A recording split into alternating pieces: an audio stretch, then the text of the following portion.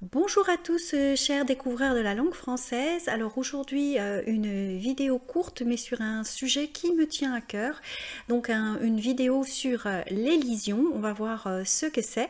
Et une vidéo qui sera complétée donc par des exercices en ligne avec également le corrigé. Et puis également, vous aurez sur le site internet French Discoveries des exercices complémentaires d'ici quelques jours.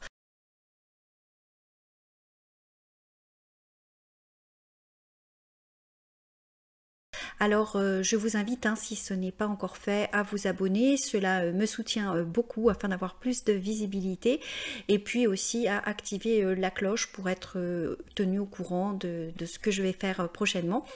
Alors, je voulais vous parler d'un projet que j'avais commencé à développer. Je pensais qu'il serait prêt pour le mois de février, mais j'ai pris un petit peu de retard, donc je vous en parlerai le moment venu. Alors, allons-y tout de suite. Qu'est-ce que c'est que l'élision? Alors, l'élision est en fait matérialisée lorsque vous lisez un texte ou lorsque vous écrivez un texte, aussi bien à la main qu'avec un ordinateur, par une apostrophe. Et en fait, pourquoi cette vidéo me tient à cœur? Parce que malheureusement, on vit, comme je vous le dis toujours, dans un monde où on veut tout simplifier et donc beaucoup de gens pensent que c'est la même chose que les articles contractés en anglais. Alors, pas du tout. Certes, certains articles vont être contractés, mais pas uniquement. On a également des conjonctions qui peuvent être contractées et donc bénéficier de l'élision. Et je vais très vite arrêter d'utiliser le mot contracté parce que en fait ça n'a strictement rien à voir.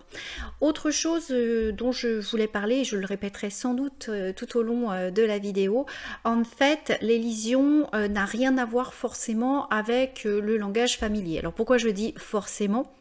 Parce qu'on va voir qu'il y a des cas comme t'as vu, où effectivement c'est du langage oral familier, et ça me permet de vous dire justement quelle est la définition de l'élision. Alors je vous la mets tout de suite à l'écran, et je vais le dire également de vive voix. Donc l'élision, c'est tout simplement l'effacement d'une voyelle devant une autre voyelle. Alors, effectivement, en français, vous avez déjà certainement lu des textes, des articles ou même entendu des paroles de chansons ou écouté les personnes parler. Et parfois, vous avez eu du mal à comprendre ce qu'ils disaient. Alors, tout simplement parce qu'il y a déjà d'une part la vitesse, ensuite la liaison, mais également l'élision. Et pourquoi ça me tenait à cœur? Parce que vous savez, lorsque vous regardez cette vidéo YouTube, peut-être avez-vous mis les sous-titres. Et je suis obligée de réécrire les sous-titres parce que les logiciels, en fait, ne pratiquent pas l'élision. Et par conséquent, en fait, à chaque fois, si par exemple je dis une phrase comme « je vais à l'aéroport », donc un L apostrophe, eh bien, la majorité des logiciels mettent « je vais à le aéroport ». Et c'est faux. Et moi, je corrige à la main à chaque fois que je le vois. J'espère ne pas laisser passer trop de fautes, parce que en fait, les plateformes et les logiciels écrivent sans élision, parce qu'en fait, ils ne connaissent pas ce phénomène. Vous savez, bon, je n'aime pas trop les intelligences artificielles. Elles sont en train d'apprendre, donc elles ne sont pas du tout parfaites. Et par conséquent, en fait, ce phénomène n'est pas connu. Mais c'est pas un problème quand on est français, quand on est natif, on peut corriger. Mais quand on apprend une langue, on risque d'apprendre mal. Donc, je voulais vous faire une vidéo d'une part pour vous aider à bien apprendre et aussi à corriger. Je pense que dans quelques années, ce petit bug, donc cette petite erreur sera corrigée par les développeurs et par le progrès. En attendant, c'est assez compliqué parce que j'ai vu des élèves qui ont passé des examens de français et qui ont perdu des points alors qu'ils avaient énormément travaillé, parce qu'en fait, ils avaient travaillé avec des applications, avec leur logiciel, et en fait, ils avaient mal appris, ils avaient appris sans l'élision. Donc, nous allons voir concrètement articles, adverbes et également conjonction, dans quel cas nous avons l'élision, comment ça se matérialise avec des exemples, et comme je crois que la pratique c'est toujours préférable, ensuite vous avez une partie de la vidéo où il y a des exercices à faire. Prenez votre temps, et ensuite vous pouvez voir les corriger. Si jamais vous connaissez déjà ce que c'est l'élision, eh bien n'hésitez pas à aller directement à la partie exercice. Et puis pour consolider, parce que c'est pas juste en voyant une vidéo qu'on connaît quelque chose, pour consolider dans quelques jours, n'hésitez pas à aller consulter les exercices, pardon. Je mettrai en commentaire et dans la description le lien vers les exercices et leurs corrigés afin de vous permettre de mettre en pratique également ce nouveau sujet et d'être sûr comme ça que vous avez bien repéré et que vous pourrez corriger lorsque parfois vous rencontrerez une faute, parce que vous savez, beaucoup d'articles sont écrits par les intelligences artificielles et normalement l'humain doit relire. Mais c'est une économie. Le temps, c'est de l'argent et des fois les gens n'ont pas le temps de relire. Mais sans critiquer les personnes, il y a aussi des personnes en charge de relire qui ne parlent pas forcément bien le français et qui ne savent pas que c'est une faute, puisqu'à force de le voir tout le temps, ils pensent qu'il faut écrire comme ça, alors que pas du tout. Donc on va partir dès maintenant, je vous remets la définition de l'élision et on va maintenant aller dans du concret, dans du pragmatique, comme ça vous pourrez vous rendre compte de quoi il s'agit exactement. Alors, première règle, une règle que je répète tout le temps, aussi bien en grammaire que pour apprendre du vocabulaire, ce qui existe en anglais n'existe pas en français. Donc, tout ce que nous allons voir, essayez de ne pas essayer de le ramener tout le temps à l'anglais et de vraiment découvrir cette règle. Notamment, ici, nous allons voir des articles auxquels on va enlever la voyelle finale parce qu'ils sont devant un mot qui commence par une voyelle, mais ce n'est pas parce qu'ils ne sont pas contractés. En fait, on fait un processus d'élision, donc vous pouvez dire contracté si vous voulez avoir une image dans la tête pour vous rappeler un petit peu de la règle d'écriture et de prononciation. Mais en fait, par exemple, L', donc je vais à l'aéroport, L' aéroport. Je parle à l'ami de mon frère, L' devant ami. Vous voyez les exemples à l'écran. En fait, c'est pour éviter un hiatus. Un hiatus, c'est la rencontre de deux voyelles à la suite. Et c'est vrai que, écoutez bien, je vais à l'aéroport. C'est pas du tout harmonieux, c'est pas joli. C'est beaucoup plus joli de dire je vais à l'aéroport. Écoutez bien, je parle à la amie de mon frère. On voit tout de suite qu'il y a quelque chose un petit peu haché, qui n'est pas fluide, un peu robotique. C'est beaucoup plus harmonieux de dire je parle à l'ami de mon frère. Donc en fait ici on a fait une élision de l'article le et une élision de l'article la parce que le mot aéroport et le mot ami commençait par une voyelle et c'est beaucoup plus harmonieux également pour parler et aussi pour se rappeler lorsqu'on apprend. Vous allez voir en pratiquant l'élision, c'est beaucoup plus pratique pour de se rappeler un petit peu de comment construire des phrases parce que c'est beaucoup plus naturel et surtout les gens parlent comme ça, les gens font des élisions de l'article et d'ailleurs quand je vous dis que le hiatus n'est pas du tout harmonieux, c'est assez drôle parce qu'il y a dans la langue française, lorsqu'on parle d'un hiatus, en fait, c'est un peu un synonyme d'un problème. Donc, c'est-à-dire de quelque chose qui nous met mal à l'aise, quelque chose qui ne va pas. Donc, en fait, vous voyez, pour éviter que ça n'aille pas, alors je simplifie à l'extrême, il y a certainement sur YouTube d'autres personnes qui disent ça de manière un petit peu plus académique. Mais retenez en tout cas que pour la fluidité, pour la beauté du langage, c'est déjà, je vais à l'aéroport. Vous voyez, il y a un arrêt, c'est pas fluide. Donc, je vais à l'aéroport. Je parle à l'ami de mon frère. Donc retenez l'article le et l'article la devant des mots qui commencent par des voyelles. Alors je répète, les voyelles en français c'est A, E, I, O, U, Y. Et bien à ce moment-là, on va mettre un apostrophe et on va pas dire le aéroport ou la amie, mais on va dire l'aéroport ou l'ami. Alors, il n'y a pas seulement que le ou la qui sont dans cette situation. Par exemple, de j'ai besoin d'argent. Le mot argent commence par la lettre A. Vous voyez que c'est beaucoup plus harmonieux de dire j'ai besoin d'argent que de dire j'ai besoin de argent ou de le argent.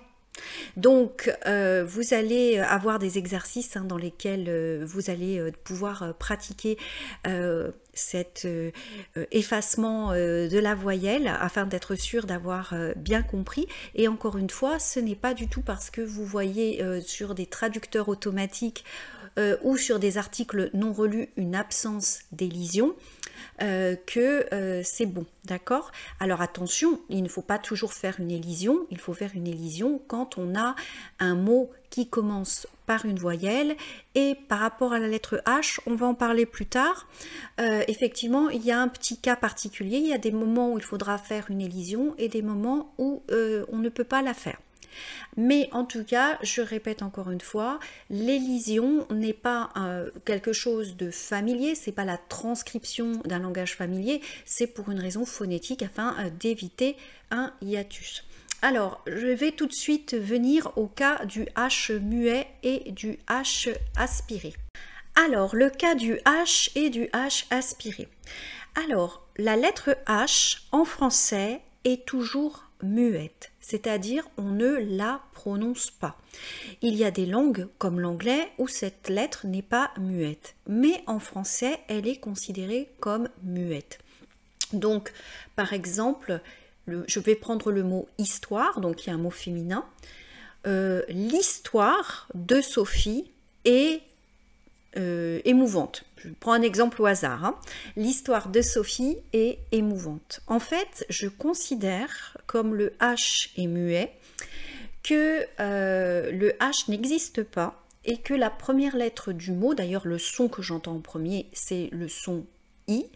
Donc, on a dit qu'on faisait de l'élision de l'article à chaque fois qu'il y avait une voyelle. I, c'est une voyelle.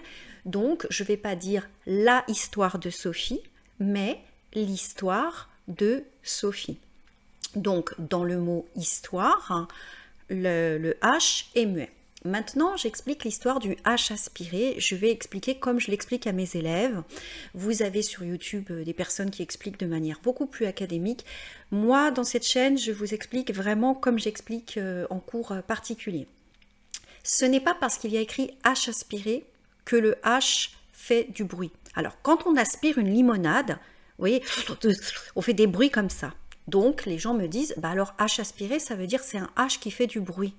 Non. Le H en français est toujours muet, mais le H aspiré, c'est tout simplement le fait que les mots qui commencent par le H aspiré, on ne peut pas faire l'élision. Donc, c'est pour ça que certains mots, par exemple, je vais vous prendre un exemple, c'est pas des mots très fréquents, mais par exemple, vous savez, les bébés, ils ont un petit jouet qu'ils secouent, et ce petit jouet qu'ils secouent, ça s'appelle le hochet. Eh bien, hochet, c'est un mot qui commence par un H aspiré. Donc, même si le H est muet, même si le premier son que j'entends, c'est le O, je ne peux pas dire l'hochet, je dois dire le hochet. Alors, les mots, mais aussi les verbes avec un H aspiré, sont généralement des mots plutôt anciens, mais néanmoins, il y a encore des mots qu'on utilise beaucoup.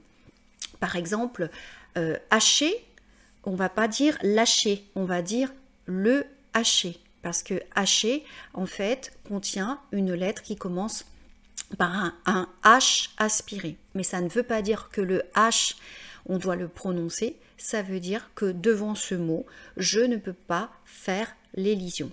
Alors il y a d'autres mots, il y a des mots très anciens et puis des mots aussi qu'on n'utilise pas beaucoup, par exemple H-paille, je vais vous donner une liste de mots avec le H aspiré, et dans cette liste par exemple il y avait des mots comme H-paille, si vous n'êtes pas agriculteur, c'est pas un mot que vous allez utiliser dans la vie de tous les jours. Même une hache pour couper du bois, bon, peut-être à la limite, c'est un mot que vous allez utiliser plus fréquemment, mais si vous apprenez le français pour visiter des musées et pour vous faire des amis. J'espère pour vous que vous n'avez pas envie de parler d'une hache, ou alors je me demande un petit peu comment vous allez occuper vos week-ends, ou alors vous êtes très serviable, vous coupez du bois pour aider les gens.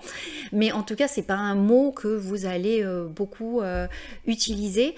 Donc certains mots avec la lettre H aspirée, en fait, même si vous ne les connaissez pas par cœur, j'ai envie de dire, ne vous inquiétez pas, parce que en fait, c'est pas des mots forcément parmi les plus fréquents. Alors, on a également des mots peut-être un petit peu plus fréquents, comme par exemple le hareng. Donc hareng, c'est un poisson, ou le harem, mais ça aussi c'est pas un mot très fréquent. Et puis ce sont des mots d'origine étrangère, et en fait souvent l'élision ne se produit pas devant les mots d'origine étrangère. Donc par exemple, qu'est-ce qu'on peut avoir dans les mots? Je suis en train de regarder la liste, hein, donc je vais vous la simplifier, parce que par exemple le henné, bah, c'est peut-être un mot que vous allez utiliser un petit peu plus souvent qu'une hache pour colorer vos cheveux. Et bien donc le henné comporte un H aspiré, donc je ne peux pas dire l'aîné, d'accord? En revanche, et c'est là où on fait souvent des fautes, l'aîné, quand je parle du premier enfant, donc là ça s'écrit L''A''I''N', là l'aîné, à ce moment-là, oui, ça commence par un A, donc en fait je fais une élision. Mais le henné, qui est donc une teinture végétale pour les cheveux, contient un H aspiré. Ça ne parle pas du premier des enfants, mais d'une teinture pour les cheveux. Donc là, c'est un mot qui est dans la liste que je vous ai mis, parce que oui, c'est un mot que je pense être un petit peu plus fréquent si vous utilisez des colorations pour les cheveux. Par exemple, lorsqu'on joue au football ou dans un sport d'équipe, par exemple hors-jeu, vous voyez, c'est français, et bien hors-jeu, hors comprend un H aspiré, donc en fait, je dois dire c'est le hors-jeu et non pas l'hors-jeu. Voilà. Donc, en fait, ce que j'ai envie de vous dire, pour savoir quels sont les mots, les verbes avec un H muet, il existe des listes sur Internet. Néanmoins, je pense que c'est difficile de mémoriser, de se rappeler de tout. Je vous propose, dans la suite de la vidéo, une petite liste de vocabulaire. Ça sera l'occasion en plus d'apprendre des mots, avec des mots assez fréquents ou susceptibles d'être utilisés comportant un H aspiré, mais retenez bien que H aspiré ou H muet, on ne prononce pas le H en français. Voilà. Là où c'est important de savoir que c'est donc un H aspiré, c'est parce qu'on ne pourra pas faire l'élision. Et par exemple, vous avez des mots comme haricot. Beaucoup de gens disent « Ah, on ne peut pas dire l'haricot, on doit dire le haricot ».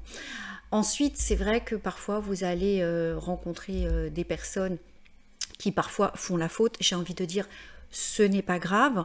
L'élision, quand on ne la maîtrise pas, ça peut être plus grave. Par exemple, si vous passez un examen et au lieu d'écrire tu as, vous écrivez ta, et que vous faites une élision.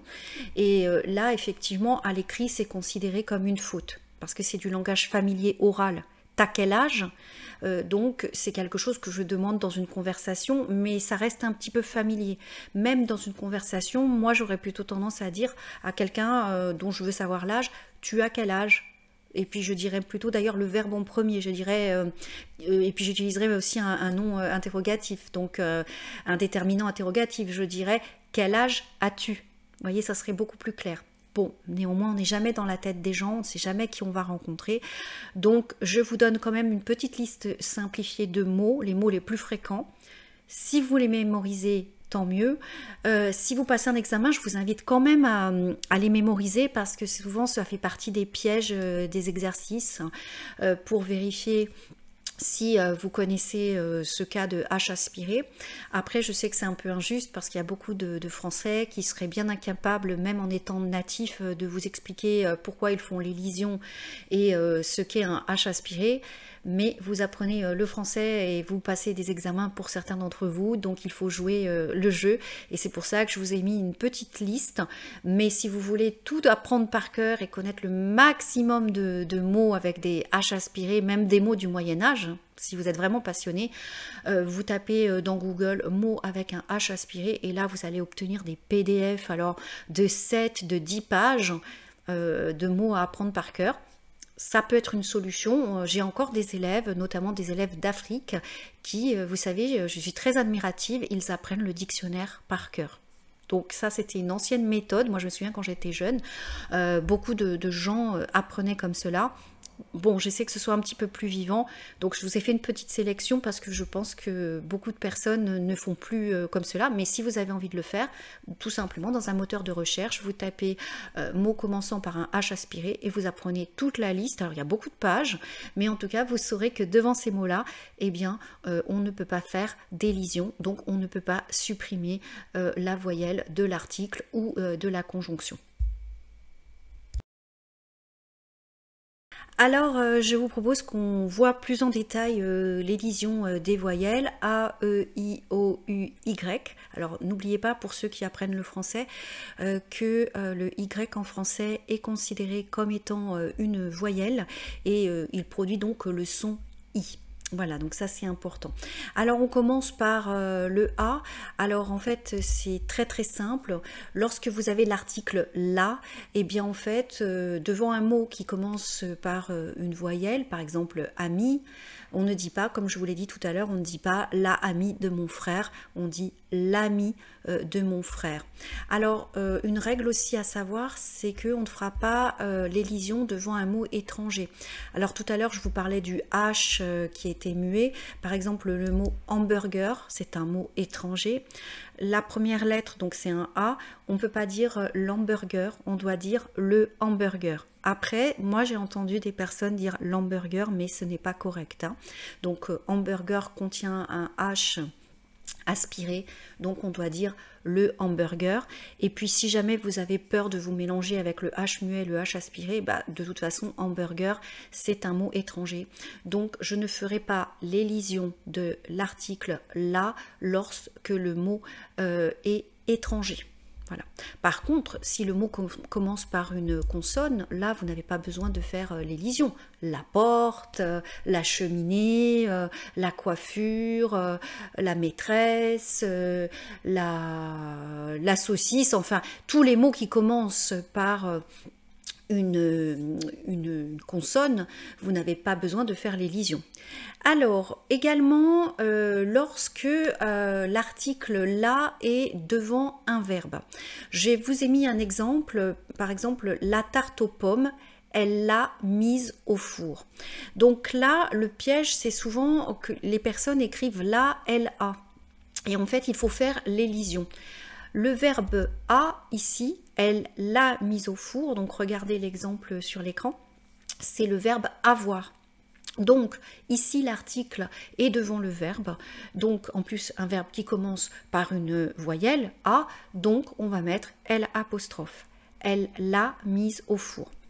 Pour ceux qui passent un examen de français, souvent il y a des exercices comme ça, on vous demande de trouver si c'est L apostrophe ou là l'article complet. Bah, si vous connaissez cette règle, vous savez donc que là en fait on parle de quoi? On parle de la tarte aux pommes.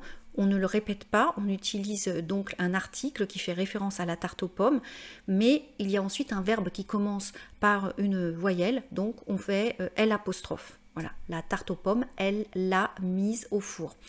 Ne vous inquiétez pas, ça paraît un petit peu compliqué, mais vous avez des exercices pour mettre en pratique.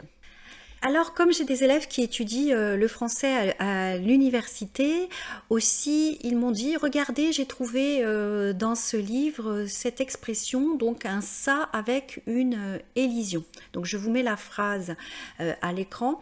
J'ai un élève qui m'a trouvé cette phrase, c'en est bientôt fini de nos querelles. Alors, petit aparté, je profite, vous voyez le mot querelle à l'écran, la lettre Q plus U, ça fait le son que. Voilà, je le dis parce que j'entends beaucoup de gens qui disent querelle. Non, non, non. Querelle, hein, c'est la lettre K. Q plus U, ça fait le son K. Et mon élève donc me demandait pourquoi il y avait un C avec une apostrophe. Eh bien, en fait, c'est parce que vous avez ensuite, quand vous regardez cette phrase, vous avez le pronom en. Et donc en fait, il faut faire dans ces cas-là une élision de ça. Donc en fait, voilà pourquoi on écrit « c'en est terminé de toutes nos querelles », mais comme c'est un petit peu troublant, c'est en fait une élision qu'on appelle facultative. Facultative, ça veut dire que vous n'êtes pas obligé de faire cette élision. Donc on peut très bien dire ça en est bientôt fini de toutes nos querelles. Moi, j'aime pas beaucoup, je trouve que c'est pas joli. Par exemple, ça a été génial du début à la fin. Et par contre, ça a été génial du début à la fin. Moi, j'aime mieux, vous voyez, cette fois-ci sans élision. Mais effectivement, des fois, de manière spontanée, et puis aussi dans certains ouvrages qui ont un style littéraire, vous pouvez trouver une élision du ça. En tout cas, sachez que ce mot ça ne peut s'élider que lorsqu'il précède le pronom en et une forme du verbe avoir qui commence par un a. Et ici, par exemple, on peut dire ça avait été plus compliqué que prévu. Mais ça, c'est quelque chose que je retrouve lorsque je lis des vieux Émile Zola, par exemple. Moi, je préfère dire « ça avait été plus compliqué que prévu ».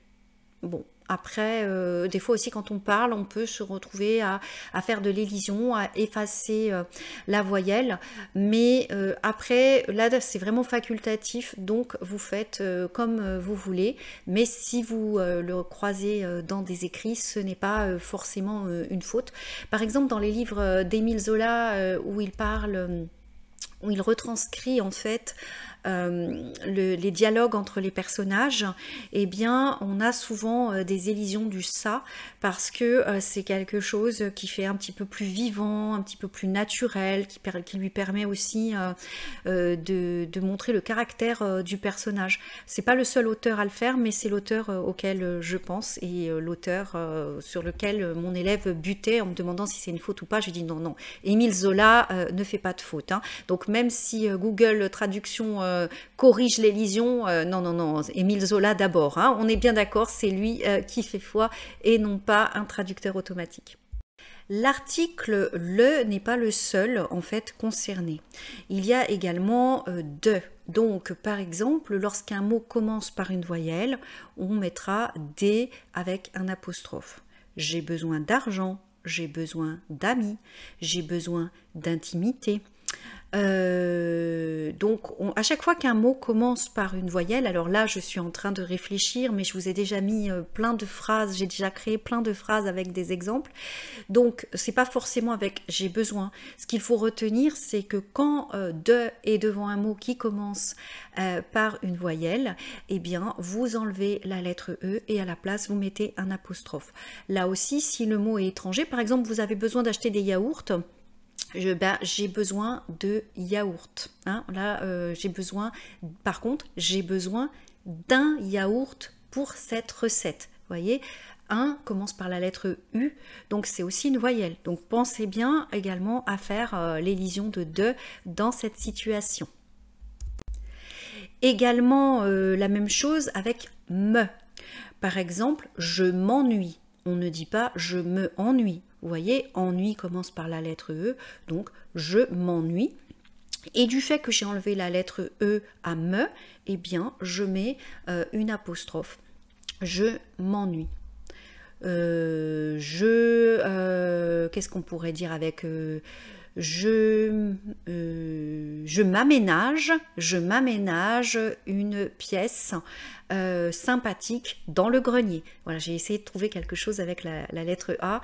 Je vous avoue, j'ai fait tellement d'exercices pour essayer de trouver avec des exemples que là, en direct, j'ai un petit peu de mal à vous trouver des exemples. Donc, je vous les écris à l'écran après lorsque je travaille la vidéo. Mais en tout cas, retenez, alors, ça, je sais, je répète tout le temps, quand un mot commence par une voyelle, eh bien, vous devez donc enlever la voyelle de me. On a vu donc le, de, me. Et maintenant, on va voir ce. Donc, ce, S-E, c'est à l'écran.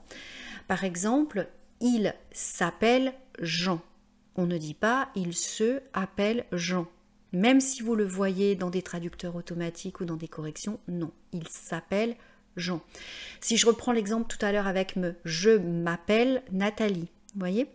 Parce que appelle, le verbe commence par une voyelle. Donc, le, me, de, te, ce. Alors, il y a également te. C'est vrai que là, on va venir avec te. Donc, te, par exemple, je t'appelle au téléphone demain. Voilà, je t'appelle. Le verbe appeler commence par la lettre A. Comment tu t'appelles? Donc, quand vous demandez le nom de quelqu'un, comment tu t'appelles? Donc on va faire pareil, une élision, et on mettra toujours une apostrophe parce que le verbe qui suit commence par une voyelle. Voilà, tout simplement. Alors des fois les personnes ont du mal avec l'élision alors qu'ils l'utilisent spontanément, dans d'autres cas par exemple avec CE. Quand vous dites c'est beau, c'est bon, c'est bien, en fait, le verbe être commence, vous avez vu, il est conjugué, il commence par une voyelle. Donc vous ne dites pas ce est beau, vous ne dites pas ce est bien, vous ne dites pas ce est bon. Donc vous dites en fait c'est, et vous faites en fait naturellement l'élision. Donc pour ceux qui ont du mal, ben, pensez à cet exemple. C'est bon la tarte aux pommes par exemple. Pensez à ça et vous allez voir qu'on fait souvent l'élision. Je vais en reparler tout à l'heure quand on va parler de l'élision de la lettre I. Quand on dit par exemple s'il te plaît, s'il vous plaît, eh bien en fait on ne dit pas si il te plaît, on ne dit pas si il vous plaît, on dit s'il te plaît, s'il vous plaît. Donc essayez de vous rattacher à des exemples de la vie quotidienne, des petites choses. Donc c'est beau, c'est bien, c'est joli. On ne dit pas ce est joli parce que vous voyez qu'il y a donc ce qui se termine par la lettre E et qui commence par la lettre E. Donc ça ferait un hiatus, ça serait pas harmonieux, ça serait pas beau du tout à l'oreille. Donc on dit c'est beau, c'est joli. Donc essayez de vous rappeler un petit peu de tout ça pour vous rappeler de faire l'élision également devant des mots qui commencent donc par des voyelles. Alors, on va maintenant parler justement de l'élision du I. Alors, le I est aussi l'élision du Y, de la lettre Y. Donc, la lettre Y en français se prononce I. Et des fois, bon, on avait vu aussi dans d'autres vidéos que ça faisait un son iode. Mais là, par exemple, quand on disait famille, voyez, mais ici on va vraiment aller sur des mots très très simples. Donc par exemple le son I, je vous ai dit tout à l'heure s'il vous plaît, s'il te plaît. Donc en fait du fait qu'il est devant le pronom il, on va faire une élision.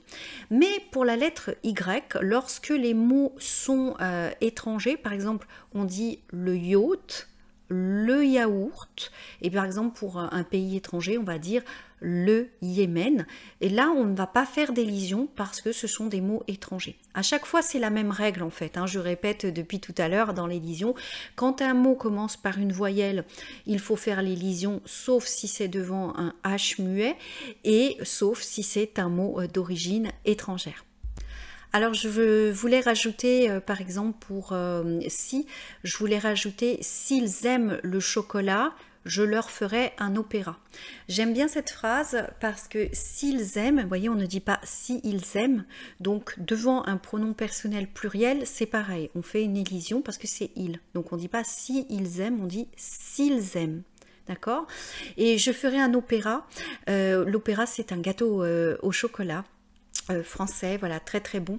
Et je vous ai mis cet exemple aussi pour forcer à toujours chercher les doubles sens des mots. Parce que les gens, mes élèves, lorsqu'ils voient écrit par exemple l'opéra, ils pensent l'opéra Bastille, l'opéra Garnier. Non, non, non, les mots peuvent avoir plusieurs sens et ça leur fait une petite piqûre de rappel.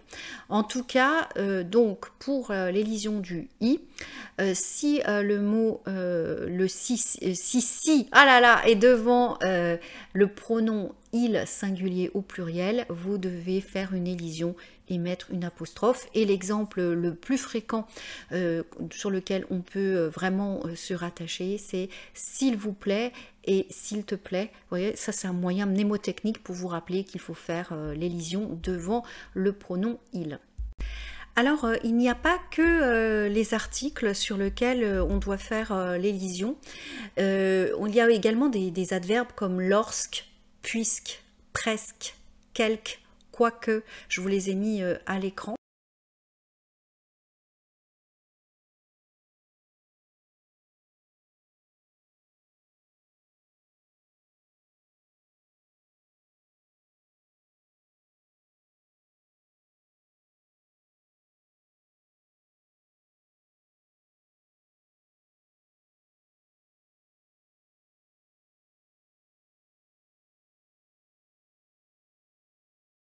Alors, la préposition, comment dire, jusque, on peut également enlever le E, par exemple, lorsque l'on a en. Par exemple, quand je dis « je séjournerai en France jusqu'en septembre ».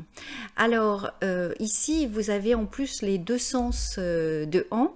On m'a demandé de faire une vidéo sur « en » et « i ». J'en ferai une prochainement. Donc, je séjourne en France, ici, en, c'est par rapport dans quel pays vous êtes.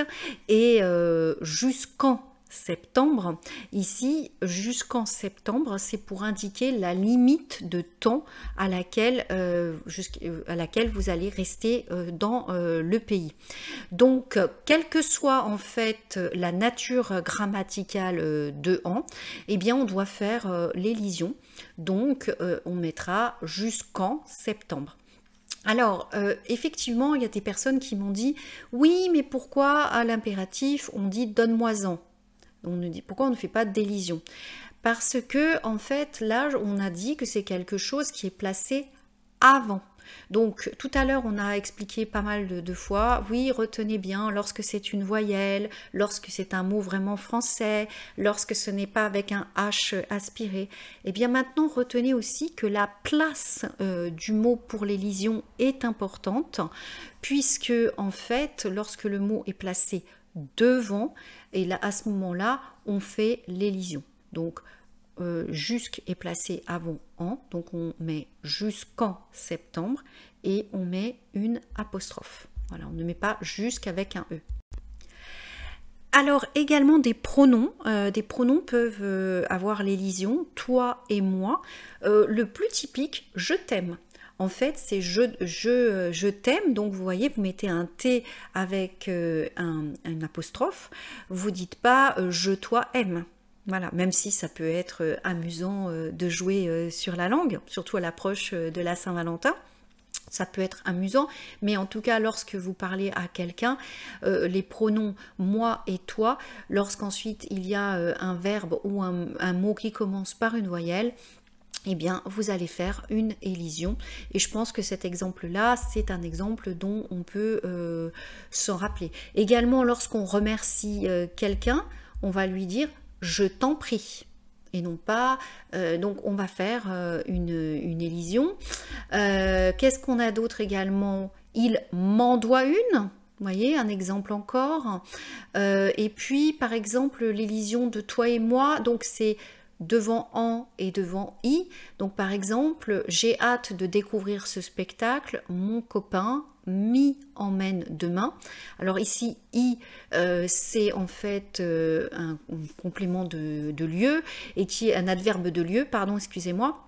C'est un adverbe de lieu qui remplace le fait qu'on va aller voir ce spectacle, donc ce spectacle, et vous voyez, on doit faire l'élision. Je vous laisse regarder à l'écran, M avec une apostrophe, pardon. Ah là là, je suis un petit peu fatiguée. Alors voici des exemples devant les élisions, devant des prénoms et des lieux également. C'est un produit d'Allemagne, ça vient d'Italie, c'est joli, l'Espagne, mais également le livre d'Amélie, l'appartement d'Arthur, l'école de mes enfants. Et donc pour le H, je vous ai pris un exemple pour vous faire un petit récapitulatif, la baguette magique d'Harry Potter. Alors là, on pourrait dire aussi de Harry Potter parce que Harry, c'est un prénom étranger. Mais écoutez à l'oreille, la baguette magique de Harry Potter, moi je trouve plus jolie la baguette magique d'Harry Potter. Et en plus, normalement, on fait l'élision devant un prénom. Donc Harry, c'est un prénom. Après, bon, comme c'est un prénom étranger, on peut considérer que c'est facultatif. Mais par exemple, je vais prendre Henri. Si je disais la femme d'Henri et non pas la femme de Henri. En revanche, il y a une petite subtilité, mais qui est plutôt proche pour des auteurs étrangers. Il y a, vous savez, des personnes qui utilisent juste l'initiale du prénom. Donc, par exemple, si je dis les livres d'Albert Camus, Albert c'est un prénom qui commence par la lettre A, donc je mettrai des apostrophes. Les livres d'Albert Camus.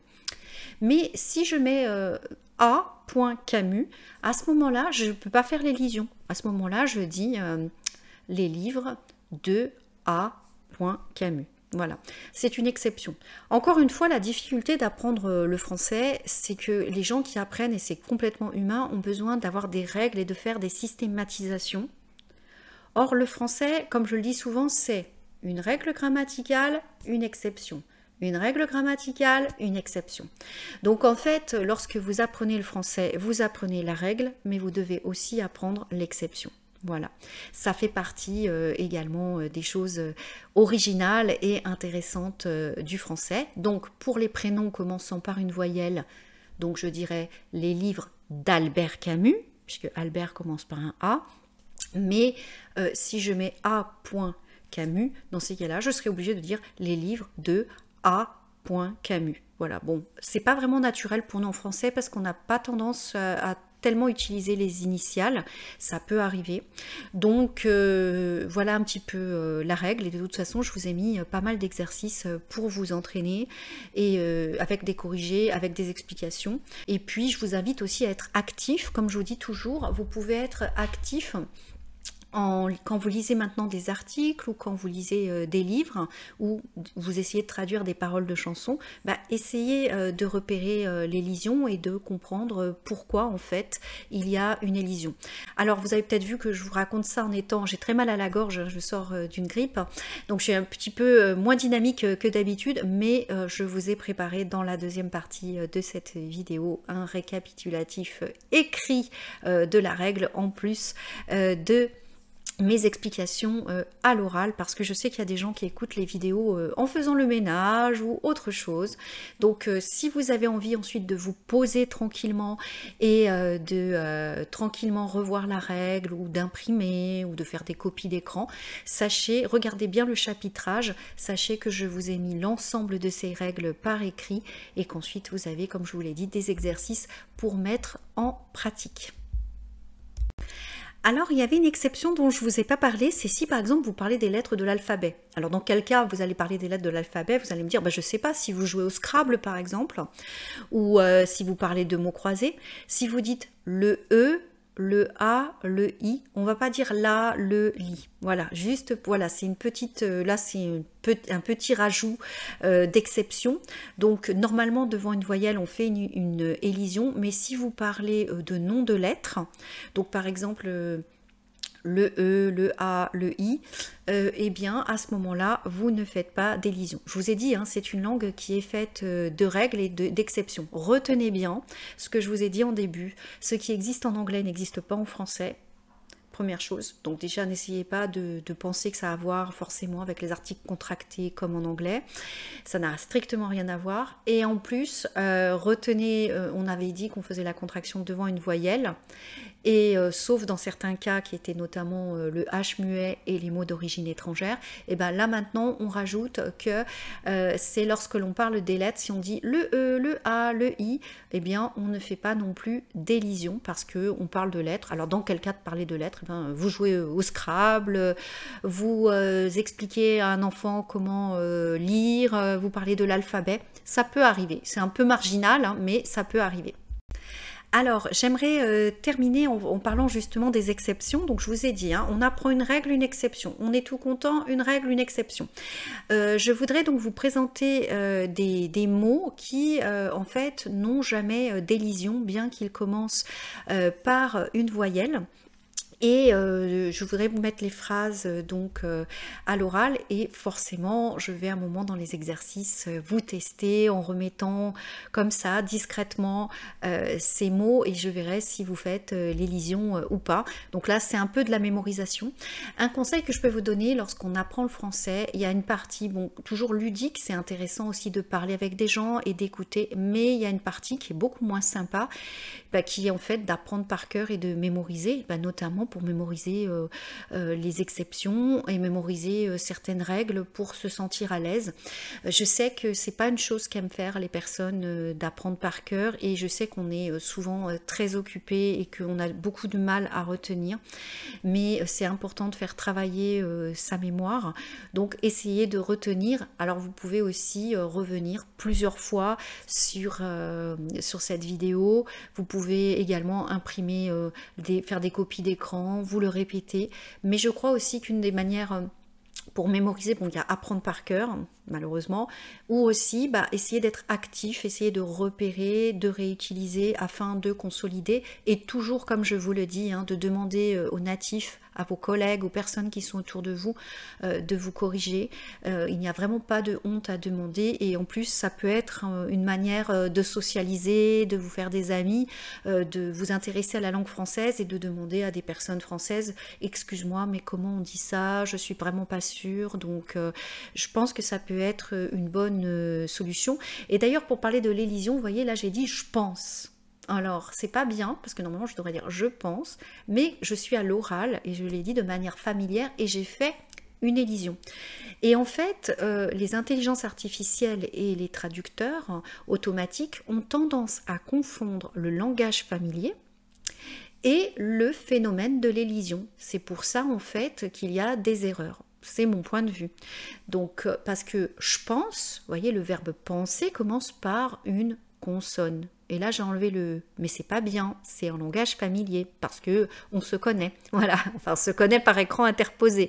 Et je suis dans l'oralité, je parle. Mais normalement, on écrirait « je pense » parce que la lettre P est une consonne. Mais en langage familier, je pense. Également, peut-être vous avez déjà entendu des gens qui disent « c'te question »,« c'te gars ». Donc il y a des régions en France où on aime, à l'oral en tout cas, utiliser un petit peu cette tournure. Donc, c'est pas seulement même dans les régions, si vous écoutez bien par exemple, ferme la fenêtre. Vous voyez, des fois, on va tuer, entre guillemets, des lettres. Donc, on va donc éliminer des lettres. Et donc, ça arrive également. Mais là, ce dont on a parlé, ça n'a strictement rien à voir.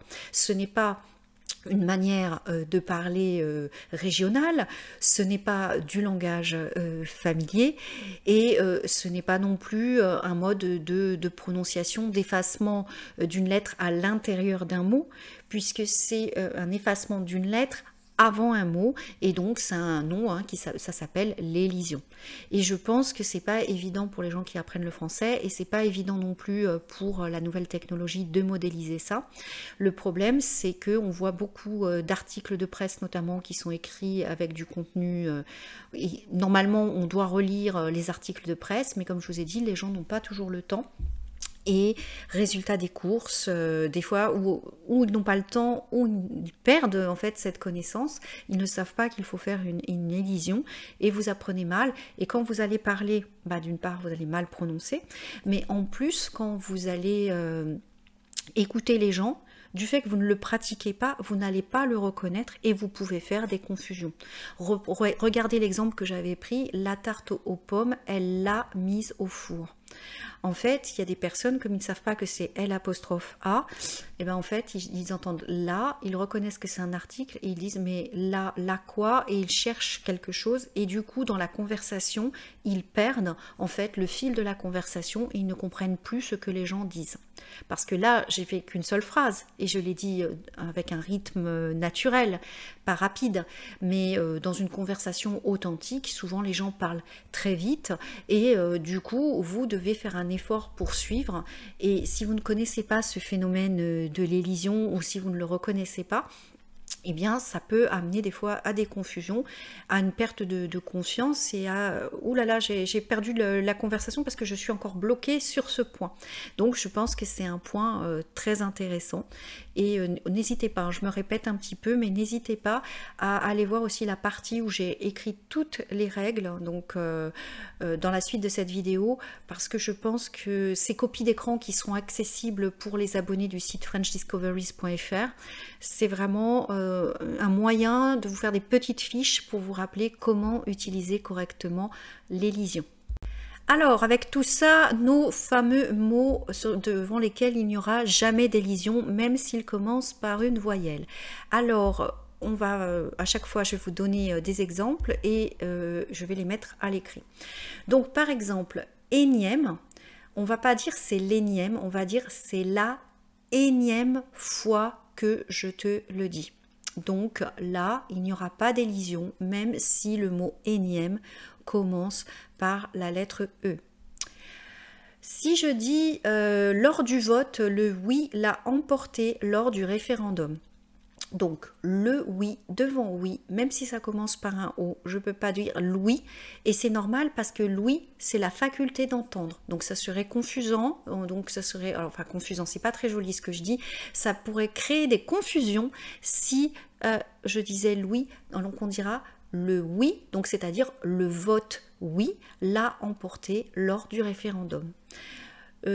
Également, lorsque on utilise par exemple des mots comme des mots anglais étrangers, donc in et off, eh bien, voyez, même si in commence par la lettre I et off par la lettre O, eh bien, on ne fera pas d'élision. Donc, on dira, je vais toujours à ce festival, je préfère le off au in, je vais toujours voir le in, je ne vais jamais voir le off parce que ce sont des mots étrangers, donc pas d'élision. Un mot comme Ouistiti, donc lui c'est une exception aussi. Le Ouistiti est une espèce de singe, ce n'est pas un insecte. Donc ici, ce mot donc commence par la lettre O. Néanmoins, il fait partie des mots qui ne permettent pas une élision. On a également une. Alors une, c'est un déterminant indéfini féminin. Donc une fille dans la rue, une offre d'emploi, mais quand c'est un nom, ça peut être également un nom, la une d'un journal, la une d'un magazine. Et bien lorsqu'il a ce sens de une qui veut dire la couverture, eh bien on ne fera pas d'élision. On dira le déplacement du président est à la une des journaux ce matin. On ne dirait pas le déplacement du président est à l'une. Non, on dira le déplacement du président est à la une. Par exemple, également pour un numéro, si je parle du joueur numéro 1, d'accord, eh bien, et que je ne veux pas dire le joueur, et que je dis le 1 a gagné, ici, je ne ferai pas d'élision. Par exemple, si je parle également du loto, des chiffres du loto, le chiffre 1 est sorti et donc je peux dire aussi le 1 est sorti. Voilà. Mais je ne pourrais pas dire l'un est sorti. Voilà. Pour finir dans les chiffres, donc 11 et également 11e. Par exemple, à la 11e place, on retrouve Madame Dupont, félicitations. Donc en fait 11 et 11e font également partie des mots qui sont des exceptions et devant lesquels on ne peut pas faire d'élision. Donc je récapitule, on fait une élision devant les mots qui commencent par une voyelle, mot ou verbe. Là, il faut que ce soit toujours avant et pas après le mot ou le verbe. Également, on a vu devant en et i, je ne veux pas trop m'apesantir parce que j'aimerais faire une vidéo sur en et i qui pose énormément de problèmes aux apprenants. Donc je vous invite à regarder le récapitulatif écrit. Néanmoins, je ferai une élision quand l'article ou le pronom est devant, d'accord, et pas derrière. Je ne ferai pas d'élision lorsque c'est facultatif ou lorsqu'il y a un H aspiré. Et pour connaître le H aspiré, vous pouvez aller voir la liste simplifiée que je vous fournis. Mais si vous voulez connaître tous les mots avec un H aspiré, il faudra faire une recherche. Voilà, je vous invite maintenant, on a vu quand même beaucoup de choses. Et écoutez, ça peut être aussi des fois, avec toutes ces informations, je sais que certains prennent des notes, mais si vous avez juste écouté en mode podcast, je vous invite vraiment pour maîtriser ce point à aller sur la deuxième partie ou à revoir, donc j'ai mis, vous avez un chapitrage, mais sinon vous pouvez aussi aller directement sur la partie où j'ai mis tous les points au propre et ensuite vous entraîner sur les exercices et donc éviter de faire l'erreur. Et j'ai envie de terminer cette vidéo en disant ce n'est pas parce que on voit quelque chose sur la technologie ou que beaucoup de personnes vous disent quelque chose que c'est la vérité. Beaucoup de gens apprennent le français mais ne sont pas en France, utilisent des outils technologiques et lorsqu'il y a des erreurs, ils n'ont aucun moyen de savoir que c'est vrai ou que c'est faux. J'ai moi-même le même problème, j'essaie d'apprendre l'italien et j'apprends avec une application et j'ai décidé de prendre un professeur humain parce que en fait bah, ce que j'apprends avec une application, c'est pas faux, mais il n'y a pas le contexte, il n'y a pas certaines explications et parfois il y a des erreurs de plus en plus. C'est un peu normal, j'ai envie de vous dire, parce que les technologies apprennent et donc ne sont pas encore complètement au point, mais ça peut avoir des conséquences si vous passez un examen ou si votre crédibilité en tant que professionnel. Donc toujours hein, essayer de ne pas systématiser, de ne pas simplifier, de chercher, de vérifier. Dans un monde de plus en plus technologique, on a accès à beaucoup de choses et paradoxalement, bah, il faut vérifier de plus en plus. Voilà, je vous remercie de votre attention et je vous dis à très bientôt.